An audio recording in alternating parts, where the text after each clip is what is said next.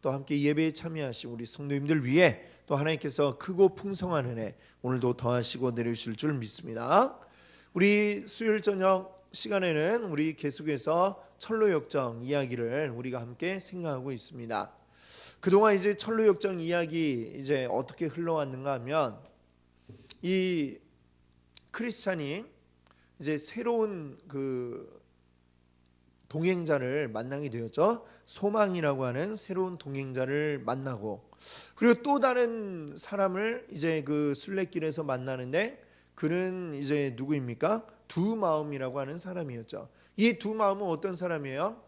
이게 하나님께로만 온전히 마음이 향해 있는 사람이 아니라 이 세상을 향해서도 하나님께를 향해서도 이렇게 마음이 있는, 그래서 사실은 두 마음이라고 하지만 그의 마음의 본심은 세상을 향해 있는 이러한 사람이었습니다. 그래서 그와 같이 가려다가 이야기를 나눠보고 이 사람은 안 되겠구나, 함께 이 길을 끝까지 갈 수 있는 사람이 아니구나 해서 이제 따로 떨어져서 오고, 그 뒤에 두 마음은 또 그의 친구들을 또 만나가지고 이렇게 오는 그 이야기를 우리가 이제 지금까지 보았습니다. 이제 오늘 이제 어떤 일이 펼쳐지게 되냐면요, 이제 오늘 그 맨 1페이지 위에 보시면은 오늘 제목이 뭡니까? 대마와 은광. 이 대마는 오늘 좀 전에 읽었던 우리 본문 말씀에 나오죠.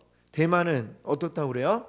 이 세상을 사랑해서 나를 버리고, 이 바울을 버리고 세상을 사랑해서 가버린 사람이 대마인데, 오늘 그 대마가 여기에 등장을 하게 됩니다. 자, 어떻게 등장을 하는지 이제 우리 찬찬히 이 내용들을 보면서 한번 살펴보도록 하겠습니다. 자, 이 두 마음 일행하고 이제 떨어져서 이 크리스찬과 소망이 이제 가는 길에 아주 멋있는 평원에 도착을 합니다. 이 평원의 이름은 안락이라고 하는 참 편안한 쉼을 주는 바로 그러한 평원이었어요. 자, 그런데 이 평원은 그렇게 크지가 않았습니다. 금세 좁고 짧았기 때문에 금방 끝이 나고 말았다, 이렇게 얘기를 하죠. 자, 뒤에 우리 4페이지에 보시면 질문 1번을 한번 보겠습니다. 이 안락이라고 하는 이 평원, 참 너무나도 좋은 이 평원이 왜 이렇게 금방 끝나버리고 말았을까라고 하는 것이죠. 그 이유는 뭐냐? 히브리서 6장 12절을 우리 한번 같이 읽어볼까요?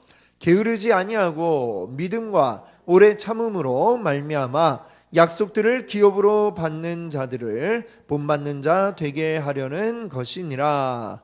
아멘.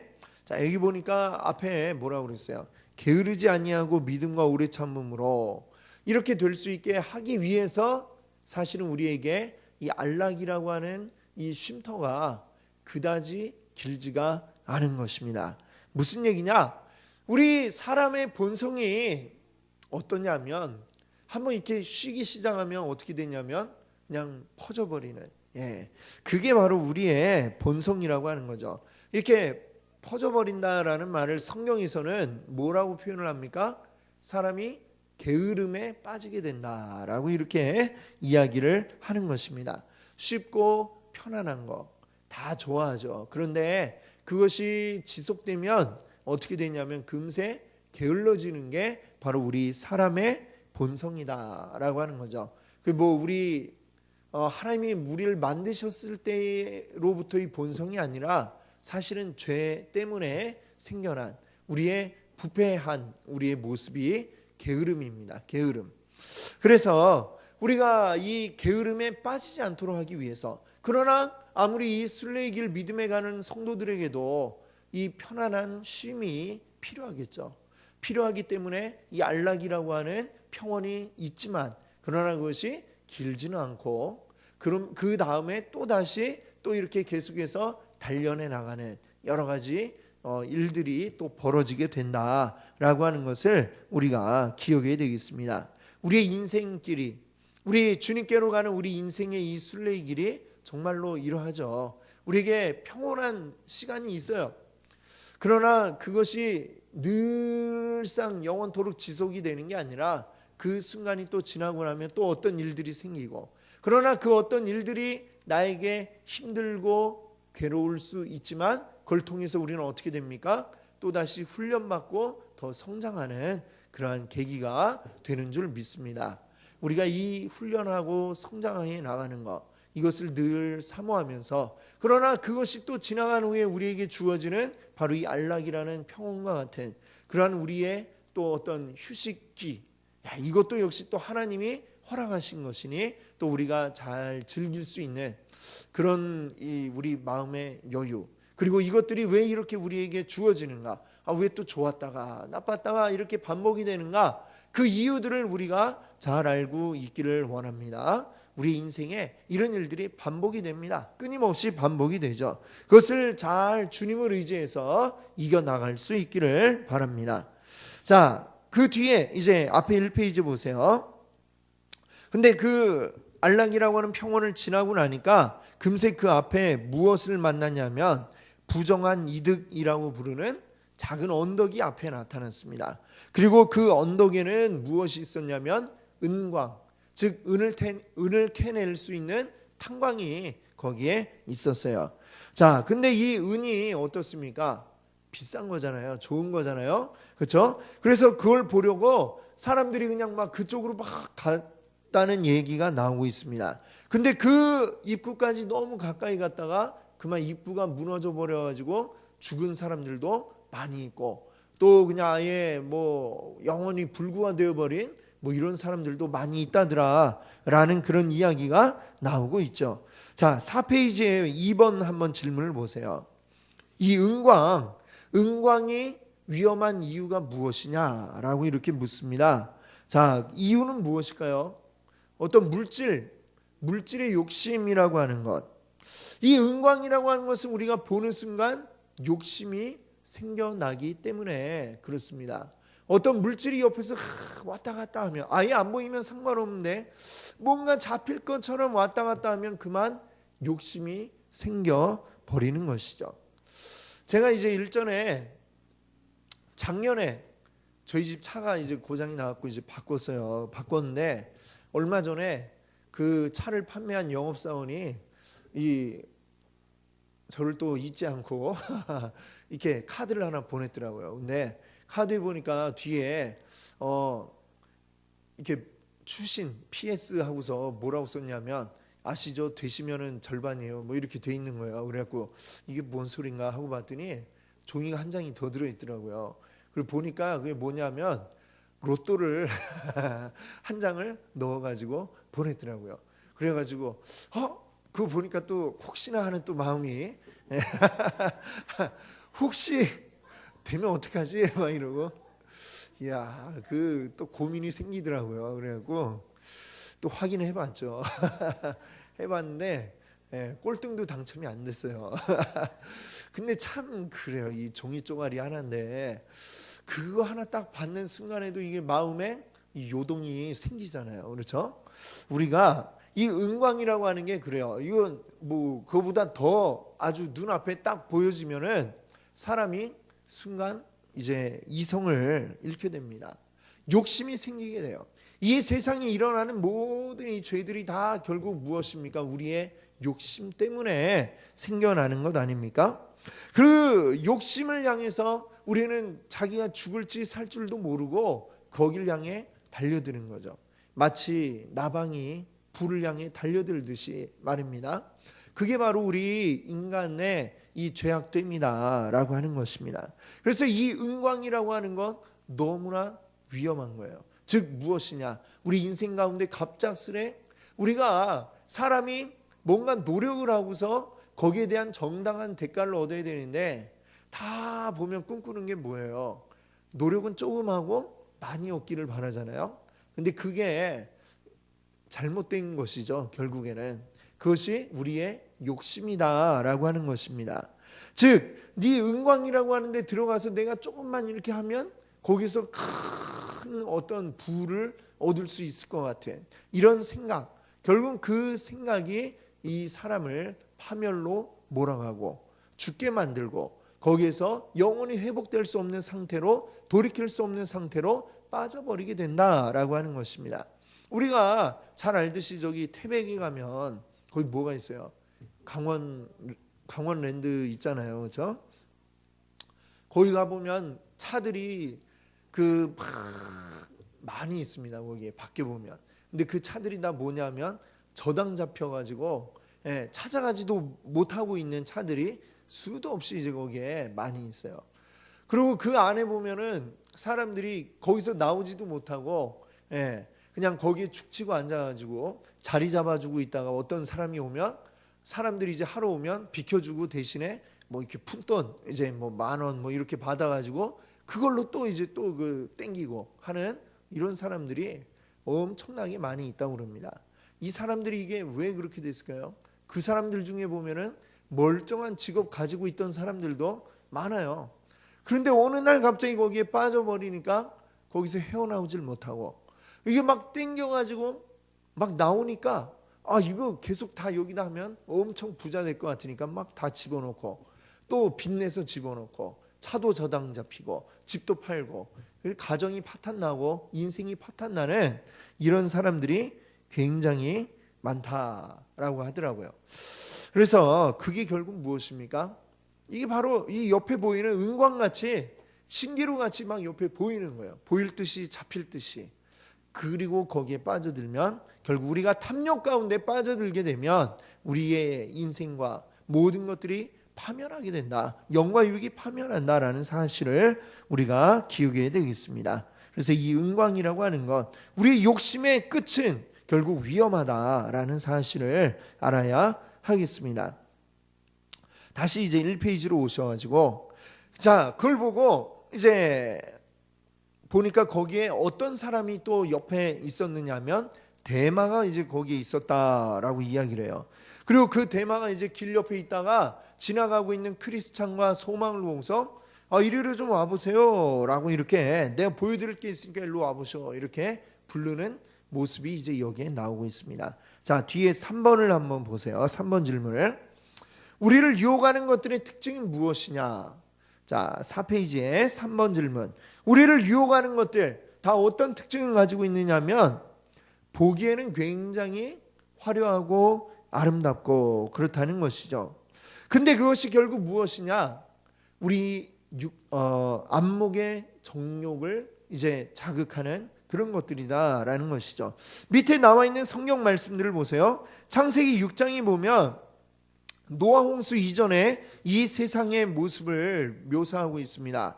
하나님의 아들들이 사람의 딸들의 아름다움을 보고 자 함께 해서는 안 되는데 이 부분에 대해서는 제 일전에 이제 또 우리 성령일독학교 하면서 또 말씀드린 적이 있었던 것 같아요.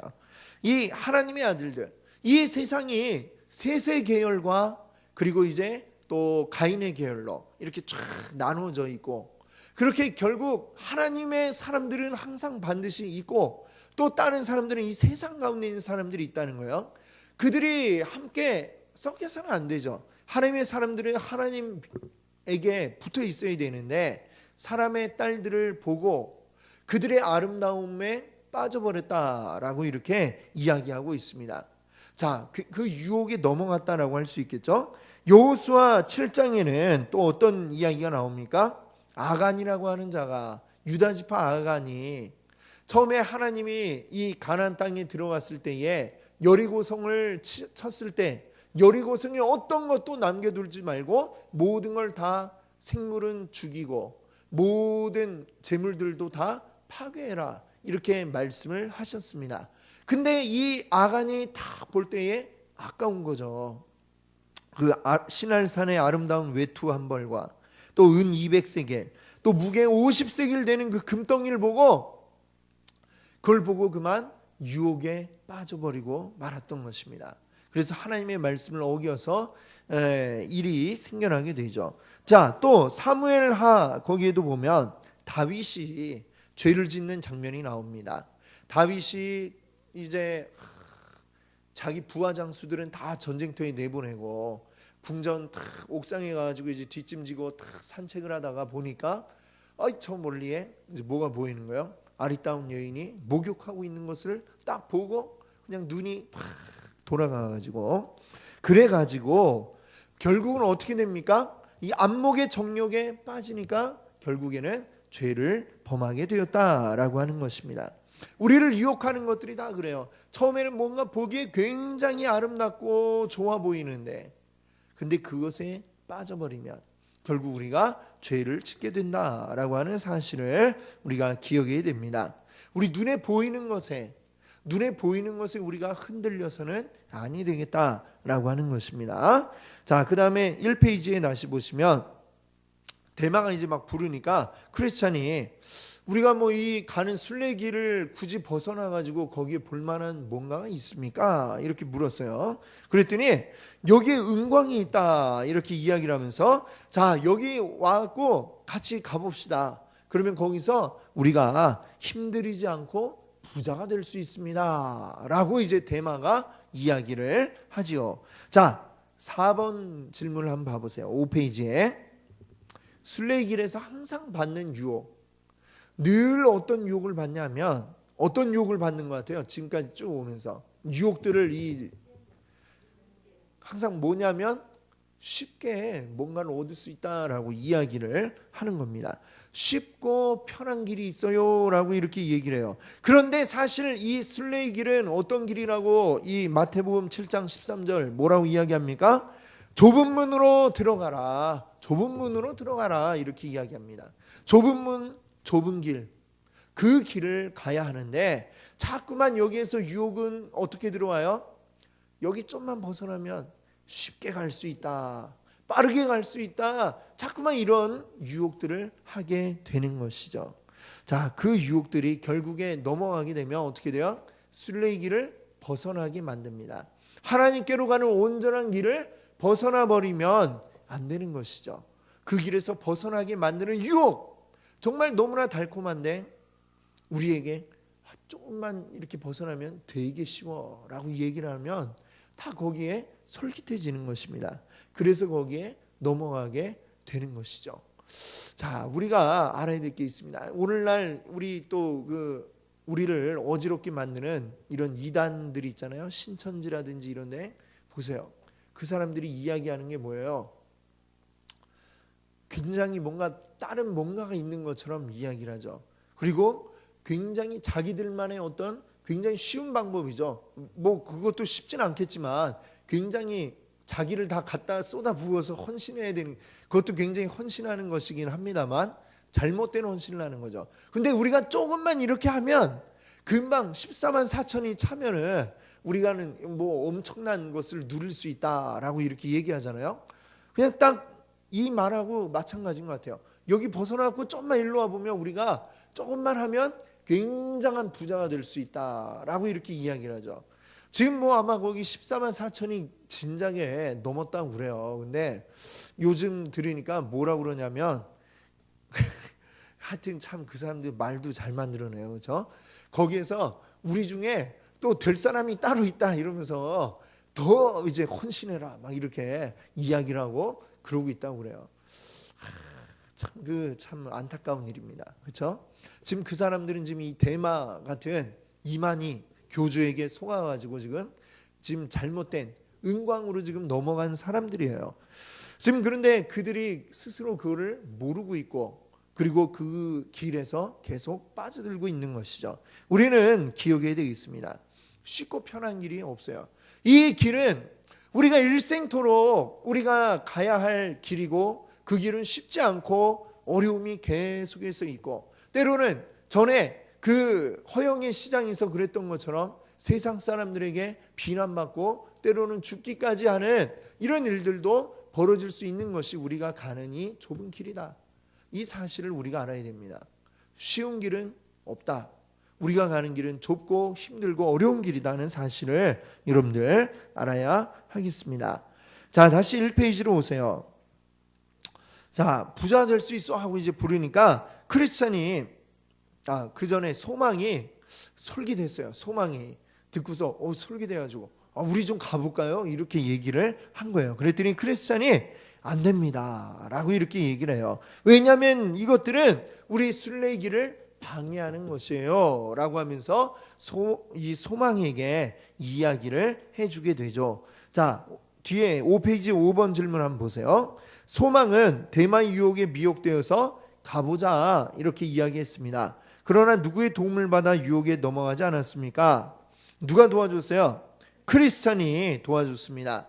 자, 이것은 이 소망은 지금 이 순례의 길에 들어온 지 얼마 되지가 않았습니다. 그렇죠?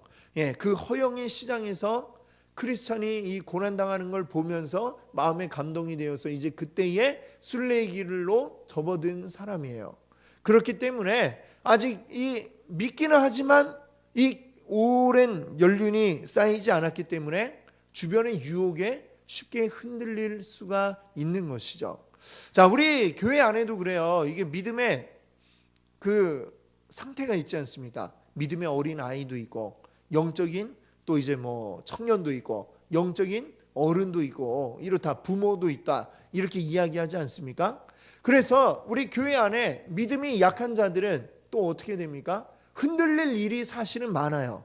이것저것 막 흔들릴 수가 있습니다. 그때에 믿음의 부모된 또 이 믿음의 선배들이 또 붙잡아주고 그들에게 무엇이 바른 길인가라고 하는 것을 일러주는, 그래야 되기 때문에 사실은 이 순례의 길에서 지금 보니까 이 함께 가는 동행자의 역할이 굉장히 중요하잖아요. 한 사람이 약간 흔들려도 옆에서 금방 일깨워주고 바로잡아주고, 그래서 이 동행 함께 한다는 게 이게 중요한 것입니다. 그래서 우리 함께 모여서 이 교회로 한 몸을 이루게 하신 이유가 바로 그러한 것이죠. 우리가 서로를 세워주고 도움을 주면서 함께 우리는 하나님 앞으로 나아가는 것인 줄 믿습니다. 아멘. 자, 다시 이제 앞에 1페이지로 오셔서 이제 보시면 6번 돼 있는데 보세요. 대마가 이제 이야기를 합니다. 앞에서 크리스찬이 이거는 순례의 길을 방해하는데 안 될 것 같은데 하고 대마한테 이야기해요. 거기 위험하지 않습니까? 순례의 길을 방해하지 않습니까? 이렇게 물어봐요. 그랬더니 대마가 뭐라고 그래요? 주의를 기울이는 자에게는 그렇게 위험하지 않아요 라고 하면서 거기 가로 안에 보니까 뭐라고 그랬어요? 그러면서 그는 얼굴을 붉혔다라고 그랬어요. 얼굴이 붉어지는 이유가 여러 가지가 있어요. 그렇죠? 예, 어떨 때 얼굴이 붉어집니까? 화가 날 때도 있고 또 하나 어떨 때 있을까요? 네? 부끄러울 때. 그렇죠. 부끄러울 때 또는 뭔가 내가 뭘 속이고 있는데 그게 들키었거나 할 때에 그럴 때 막 당황해가지고 얼굴이 붉어질 수가 있겠죠. 지금 이 대만은 어떤 경우인 것 같아요? 대만은 지금 이 사람들을 속이고 데리고 가려고 그랬는데 거기 안 속고 뭔가 전곡을 탁 찌르니까 이거 우리 순례의 길을 방해하는 거 아닙니까? 하고 딱 물어보니까 어때요? 당황하셨어요. 이렇게 된 거죠. 그래가지고 얼굴이 붉어지게 된 것입니다. 자, 6번 질문 한번 보세요. 5페이지에. 대만은 위험한데도 위험하지 않다고 거짓말합니다. 성도를 유혹할 때 쓰는 마귀의 전략은 뭡니까? 마귀가 성도를 유혹할 때에 어떻게 하느냐? 진실을 이야기하지 않습니다. 마귀는 분명히 위험한데 위험을 감추고 위험이 없는 것처럼 포장해가지고 우리에게 우리를 유혹하게 되는 것이죠. 자, 그러니까 이 대마가 이제 얼굴이 빨개진 게 이제 그런 거예요. 거짓을 이야기하다가 들켜버려가지고 창피해가지고 얼굴이 벌개졌다라고 할 수 있겠습니다. 그런 것들을 우리가 제대로 간파하지 않으면 안 됩니다. 마귀는 항상 우리에게 올 때 어때요? 진실되게 오지 않습니다. 진실한 마귀가 아니죠. 마귀는 항상 우리를 속이고 넘어뜨리기 위해 늘 우리에게 와서 어떤 수든지 써가지고 우리를 넘어뜨리라는 자가 바로 사탄 마귀임을 우리 기억해야 하겠습니다. 자, 다시 1페이지로 오세요. 자, 이제 크리스찬이 그 사람에게 이야기합니다. 우리 한 걸음도 벗어나지 말고 이 길로만 가야 돼요. 우리 갑시다. 자, 그러니까 소망이 이제 무슨 얘기를 하냐면 큰일 날 뻔했네요. 근데 하마터면 큰일 날 뻔했습니다. 듣고 보니 그렇네요 하면서, 근데 우리 뒤에 오고 있는 저 두 마음 하고 저 친구들은 아마 여기 오면 금방 저 대마한테 넘어갈 것 같다, 이런 얘기를 해요. 그러니까 크리스찬이 분명히 아마 그 사람들은 넘어가게 될 것이다, 이 얘기를 합니다. 자, 그때 대마가 다시 이 두 사람을 부릅니다. 왜 여기로 와서 보지 않아요? 빨리 와봐요 하고 이제 불러요. 그렇죠? 자, 7번 5페이지 7번 질문 보세요. 이 유혹은 어떤 성질을 갖고 있느냐? 유혹은 한 번 하고 끝나는 게 아니에요. 계속해서 파도같이 계속해서 밀려오게 됩니다. 마귀는 우리가 유혹에 넘어질 때까지 계속해서 우리를 유혹한다라고 하는 것이죠. 밑에 성경 말씀 창세기 39장에 보면 요셉이 애굽의 시위대장 그 보디발의 집에 이제 종으로 들어가게 되었는데, 거기서 인정을 받아가지고 모든 것을 다 그 집에서 관할하는 그런 책임자가 되지 않았습니까? 그런데 그 집에 이 보디발의 아내가 어떻게 해요? 요셉을 보고 마음에 드니까 유혹을 하는 거예요. 유혹을 하는데 이게 날마다 와가지고 요셉을 붙잡고 유혹하고 추파를 던지고 막 이랬던 이 모습. 자, 이 보디발의 아내도 그렇고요. 사사기에 보면 삼손을 꼬셨던 들릴라. 이 들릴라 어때요? 참 뻔뻔하게 이 삼손에게 계속해서 요구하지 않습니까? 도대체 이 힘의 원천이 어디냐? 한번 거짓으로 가르쳐줬는데 그랬더니 그대로 해잖아요. 그러고 나서 막 이렇게 속여봤는데, 그런데도 이 삼손은 어때요? 계속해서 그거를 받아줍니다. 그리고 그 유혹에 나는 안 넘어가 하다가 결국에는 어떻게 돼요? 사실을 말해주고 말죠. 그래서 그는 결국 붙잡혀서 눈 뽑히고 불쌍한 신세가 되지 않습니까? 이 유혹이라고 하는 게 그렇습니다. 한번 시작이 되면 끝까지 넘어질 때까지 계속해서 들어오는 게 바로 이 유혹이다라고 하는 것이죠. 그러면 자, 뒤에 우리 8번에 유혹을 이기는 방법이나 수단은 무엇입니까? 이 유혹이 올 때 우리는 어떻게 이길 수 있느냐? 39장 9절, 창세기 39장 9절에 보면 이 유혹이 들어오는데 요셉이 보디발의 아내에게 뭐라고 이야기했느냐면, 이 두 번째 줄 뒷부분에 보세요. 그런즉 내가 어찌 이 큰 악을 행하여 하나님께 죄를 지으리까? 이렇게 이야기하고 있습니다. 자, 즉 무엇입니까? 죄의 유혹이 막 들어올 때에 우리는 뭘 생각해야 되느냐? 이 죄를 짓고 났을 때의 결과에 대해서 우리가 생각을 해야 되는 것이죠. 이 죄를 짓고 나면 내가 하나님과 이 관계가 어떻게 될 것인가? 그뿐만이 아니에요. 이 죄를 지었을 때 사람들과의 관계는 또 어떻게 될 것인가? 이런 모든 죄에 대한 결과를 바짝 정신을 차리고 생각하지 않으면 이 유혹에 넘어갈 수밖에 없습니다. 하나님 앞에 죄를 짓고 내가 어떻게 감히 하나님 앞에 서 있을 수 있겠는가? 그 생각을 내가 하지 않으면, 하나님이 지금 나를 보고 계신다, 이 사실을 생각하지 않으면 우리는 넘어질 수밖에 없는 것이죠. 하나님과의 관계, 또 다른 사람들과의 관계, 깨어지게 될 것이다. 깨어지지 않기 위해서 나는 이 죄를 짓지 않겠다라는 이러한 결단을 분명히 해야만 할 줄로 믿습니다. 죄의 유혹이 다가올 때에 이 유혹을 물리치려면 이 결과를 생각하면서 이거에 내가 넘어가면 어떻게 될 것인가, 그걸 생각하고 정신을 바짝 차리시는 그런 우리 모두 되기를 바랍니다. 자, 이제 2페이지로 오시면요, 이 말 꼬시고 있는 사람이 누구인지를 이제 밝혀내게 됩니다. 그는 바로 데마였다라고 하는 것이죠. 이 데마가 그래요. 이 크리스찬이 그에게 물어요. 당신 이름 데마죠? 데마 맞죠? 이러니까 맞소, 나 데마요. 나도 아브라함의 자손이요 라고 이렇게 이야기를 합니다. 자, 9번 6페이지 9번 질문 한번 보세요. 아브라함의 자손이란 얘기는 뭐예요? 나도 하나님 믿는 사람이다 라고 이렇게 이야기를 하고 있는 거 아닙니까? 자, 그런데 뭐가 문제냐? 그냥 외형적으로 보기에 하나님 믿는다고 해서 다 하나님의 온전한 자녀이냐? 그렇지 않다라는 것이죠.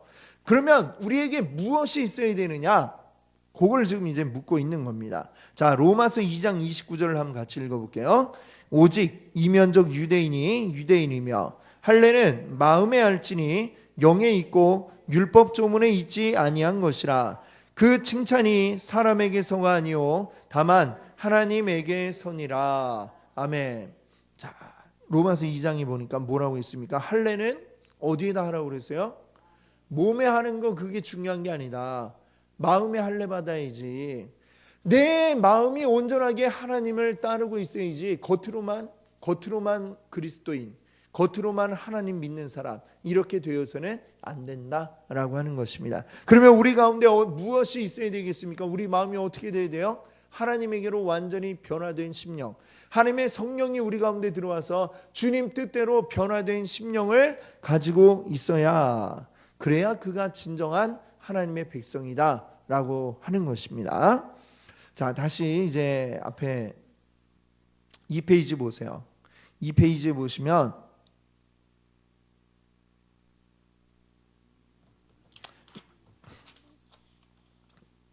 이제 그들이 이제 그 대마의 유혹을 물리치고 이제 떠나갔는데 가다 보니까 금방 이제 뭘 만나게 되었냐면 하나의 이제 형태가 좀 요상한 비석을 보게 됩니다. 이제 밑부분에 보시면, 아랫부분에 보시면요, 그 비석이 뭐냐, 자세히 들여다보니까 거기 어떤 글귀가 있어요. 그걸 들여다보니까 거기 뭐라고 써 있냐면 롯의 아내를 기억하라, 이런 말이 거기에 써 있는 것을 봅니다. 롯이 누군지 아시죠? 롯의 아내.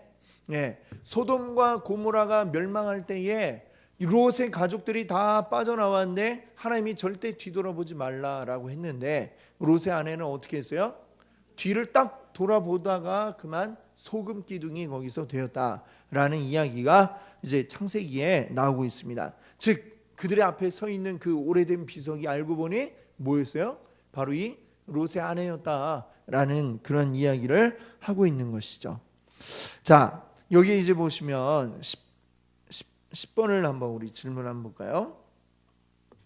보니까 이 어떤 육신의 욕심, 세상의 욕심에 이끌린 자들에게 어떤 결과가 나타나는가라는 교훈을 또 다시 이제 여기서 보여주고 있습니다.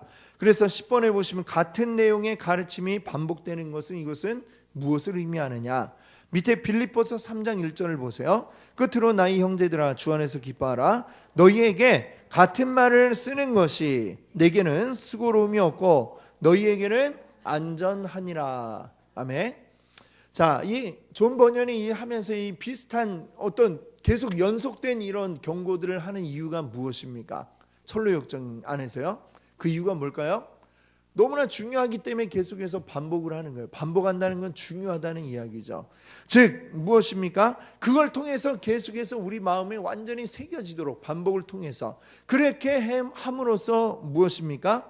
죄의 유혹으로부터 정말 어떻게 빠지면 안 된다라는 것을 분명하게 기억하게 하기 위해서, 그래서 죄로부터 안전하게 되게 만들기 위해서 이렇게 반복해서 우리에게 가르침을 주고 있다라고 하는 것이죠. 자, 다시 이제 3페이지로 와보세요. 3페이지에 보시면 이 소망이라고 하는 사람이 롯의 아내의 그 모습을 보면서 깨닫습니다.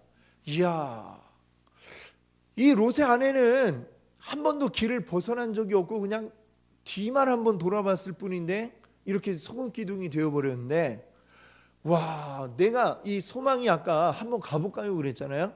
우리가 만약에 정말 거기에 속아 넘어가서 갔더라면 어떻게 되었을까요? 막 이 생각을 하니까 굉장히 아찔한 거죠.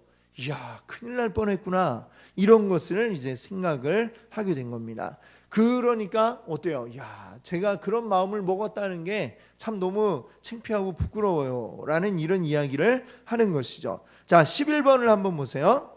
소망은 자신의 롯의 아내와 다를 바 없다는 걸 깨닫습니다. 그래서 결국 무엇을 인정하게 됩니까? 시편 77편 10절을 한번 읽어볼까요? 또 네, 그렇습니다. 이는 나의 잘못이라. 내 잘못을 이제 깨닫게 되는 것이죠. 아, 내가 정말 연약하구나. 내가 이렇게 까딱하면 정말 죄에 빠질 수밖에 없는 바로 그런 존재이구나 라고 하는 것을 깨닫는 것입니다. 우리가 그래요. 우리들도 역시 이래야 합니다. 우리가 늘 어떤 죄의 모습을 볼 때에 또 거기에 흔들리는 나의 모습을 발견했을 때 거기에서 나를 온전히 발견해야 되는 것입니다. 내가 이렇게 약한 자구나. 내가 비록 거기에 넘어가지 않았을지라도 흔들렸던 또 넘어갈 뻔했던 나를 생각하면서 나의 연약함을 고백하고 주님이 늘 인도해 주시기를 우리가 사모하며 기도해야 할 줄로 믿습니다. 아멘. 자, 다시 이제 앞으로 오시면 이 12번 질문에 보면 무슨 얘기를 하냐면 결국 이 롯의 아내는 우리에게 본보기요 경고다라는 이런 이야기를 하고 있습니다. 경고라고 하는 것은 뭐냐? 여기 이렇게 얘기를 하고 있죠. 12번 위에 줄에 보시면 경고라고 하는 것은 우리가 그녀가 지었던 죄를 피해야 한다는 것이고, 본보기라는 것은 이런 경고를 보고 우리가 죄를 예방하지 않으면 심판이 우리에게 임한다는 표식이 됩니다. 이 롯의 아내가 우리에게 경고와 본보기가 되었다라고 하는 이야기를 하고 있습니다. 12번에 보세요. 성경에서의 심판에 대한 경고는 어떤 기능이 있습니까? 이 좀 전에 이들이 대화 가운데 나누었던 것처럼 우리에게 경고의 기능, 또 본보기의 기능이 된다라고 하는 사실을 우리가 기억해야 되겠습니다. 여기 3페이지의 그 12번 위에 보면 아주 잘 설명을 해준 것 같아요. 경고는 우리가 그가 지었던 죄를 보고 우리도 죄를 피해야 한다는 게 경고이고, 본보기는 이 경고를 보고 우리가 죄를 예방하지 않으면 우리도 심판받게 된다는 그 본보기로서 우리가 잘 우리 마음에 늘 경계를 하며 죄짓지 않기를 사모해야 한다라고 하는 것이죠. 자, 그 뒤에 이제 나온 이야기는 뭐냐면, 야, 근데 바로 여기에 이렇게 롯의 아내의 그 모습이 여기에 있는데 대만은 여기서 불과 얼마 떨어지지도 않은 저기에서 저렇게 사람들을 유혹하고 있습니까? 라는 이야기를 하는 거죠.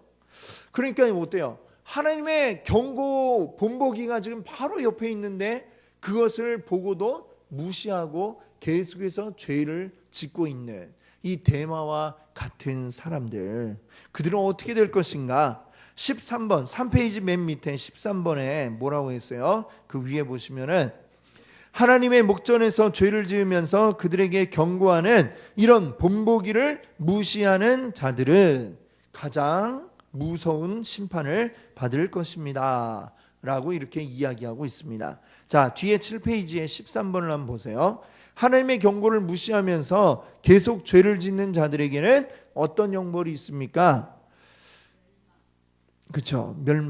멸망이라는 말이 참 잘 맞을 것 같습니다. 멸망, 심판, 그것을 받게 되겠죠. 하나님이 지금 옆에서 경고를 하고 있는데 그 경고조차 무시하고 그렇게 죄를 짓고 있지 않습니까?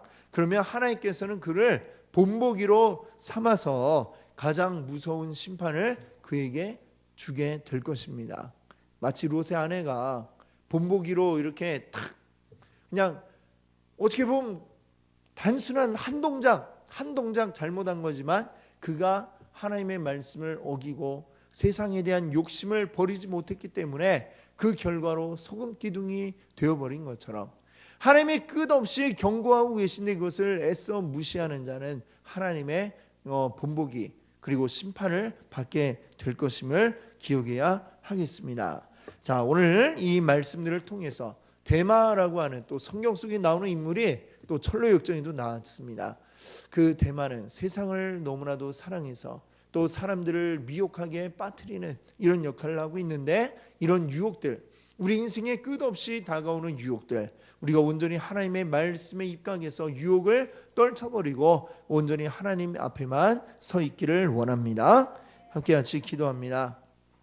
하나님 감사합니다. 오늘 말씀에 정말 이